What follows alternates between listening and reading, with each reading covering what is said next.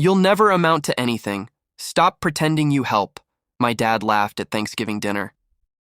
I'd covered $8,000 a month in mortgage payments, rebuilt their business after hours, and skipped my own career. Then they posted photos handing my sister keys to a new Audi for always being reliable. I just smiled. That night, I recalled every transfer, pulled the deeds back into my name, and left a sealed envelope on the counter, labeled, "Read me when it's too late." "Stop pretending you actually help, Adam," Dad said, voice loud enough to shake the glasses. "You've done nothing but drain us." The fork in my hand stopped midair. I hadn't even taken the first bite. The whole table went silent, except for Riley's little laugh. She was already scrolling her phone, pretending not to care. "I'm sorry," I said quietly. Dad leaned back in his chair, his face red from wine and pride. "You heard me. You act like you're some kind of hero, but you've never amounted to anything. Never will." The air got heavy. Mom froze, staring at her plate. Her lips were trembling. I could smell the burnt turkey and the faint scent of cheap whiskey. It was supposed to be Thanksgiving, but it felt like a courtroom. Riley looked up, smiling like she'd been waiting for this moment. "Come on, Dad," she said, pretending to sound sweet. "He tries, kind of." They laughed. My chest burned, but I didn't move. I just said softly, "Who paid this month's mortgage, Dad?" That shut him up for a second. His eyes flicked toward Mom. "You're not doing us a favor," he said quickly. "You owe this family, after everything we did for you." "Everything you did?" I whispered. "I've been keeping your house from being taken." He slammed his hand on the table. "Don't talk to me like that. You're lucky to even sit here." Riley snorted. "Yeah, seriously. You act like we'd fall apart without you." I leaned forward. My voice didn't rise. "You already did." Dad's jaw tightened. "You think you're better than us?"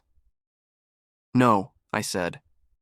"Just tired of being blamed by people I kept alive."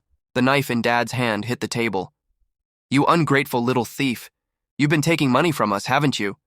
The room froze. Mom gasped. Riley's eyes went wide with fake shock. I blinked. "Stealing?" I repeated quietly, but inside I felt something.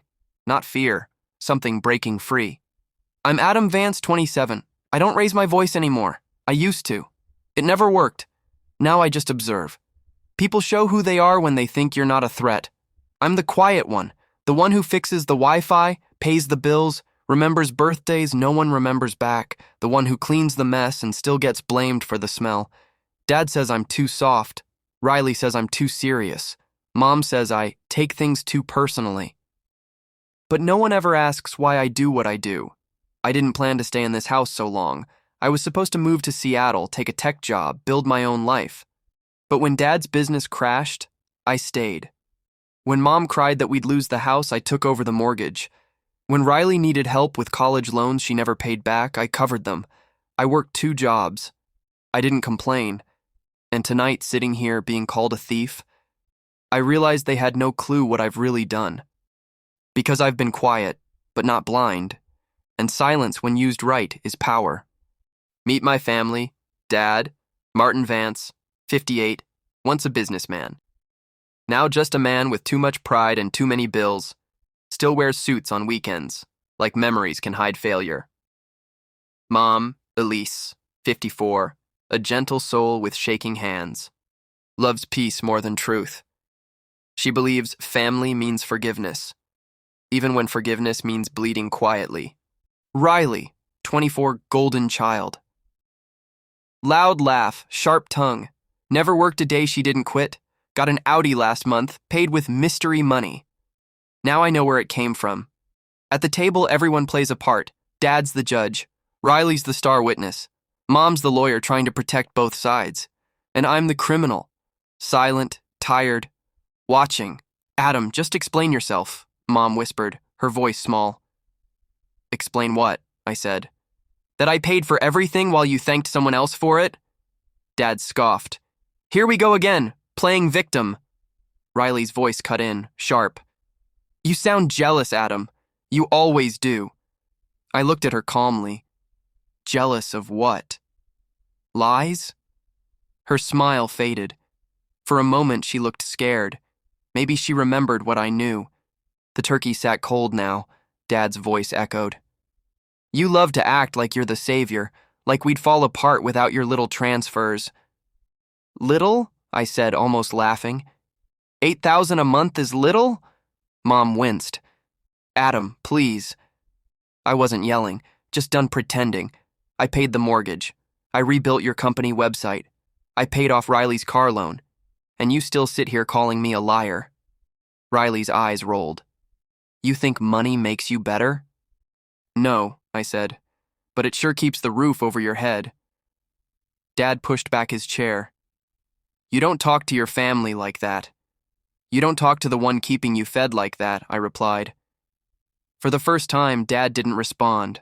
Mom looked between us, guilt in her eyes. It wasn't the first time she'd seen this. That guilt said one thing. She knew more than she'd ever admitted. Mom, I said, voice calm but sharp. Tell him.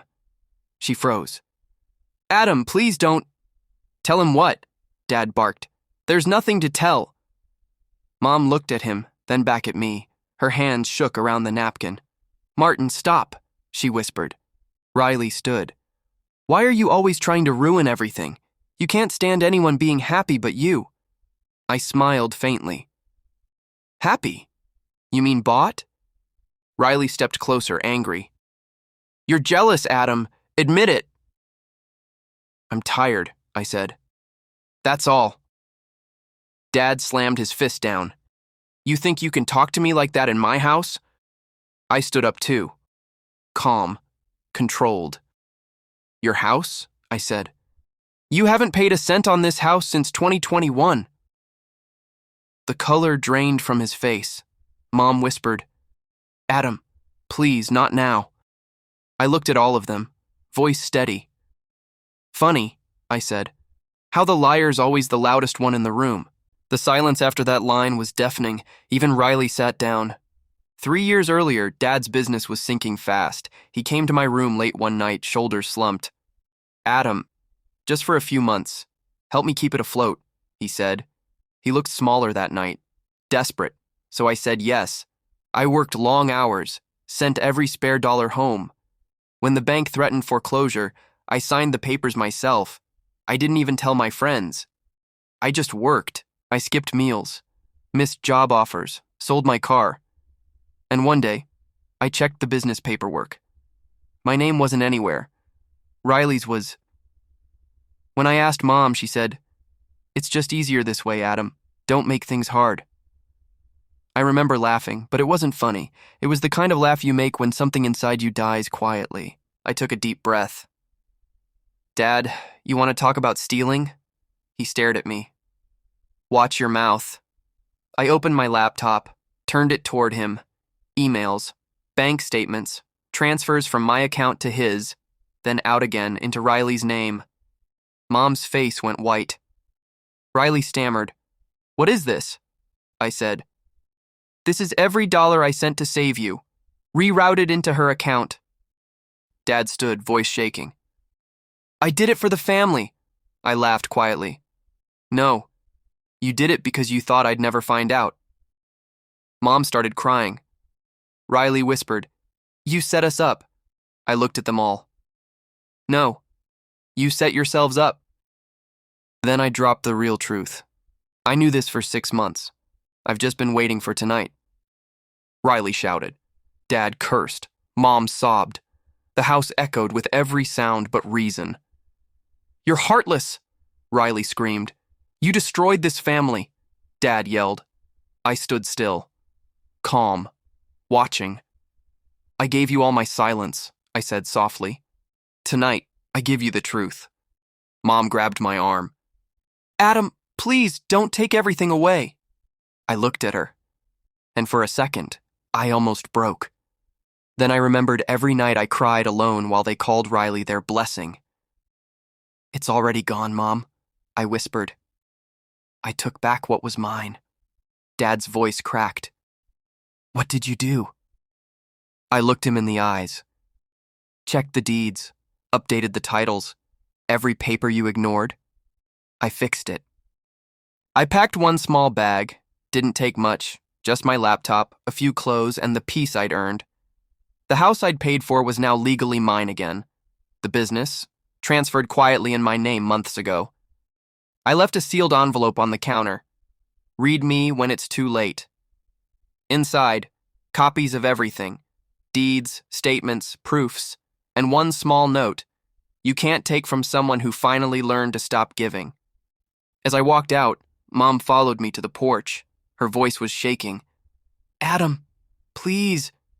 We're still family. I turned to her. Family doesn't drain you to survive, Mom.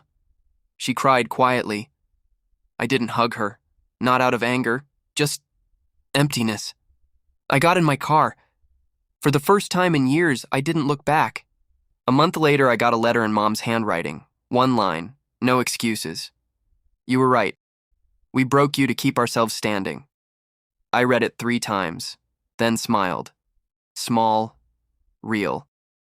I wasn't angry anymore. Just done. I rented a tiny apartment near downtown, started my own web design studio. Didn't make much, but it was mine, all mine. Some nights I cooked cheap noodles and laughed to myself, not out of joy, just relief, because silence doesn't mean weakness. Sometimes it means you're waiting for the right moment to speak.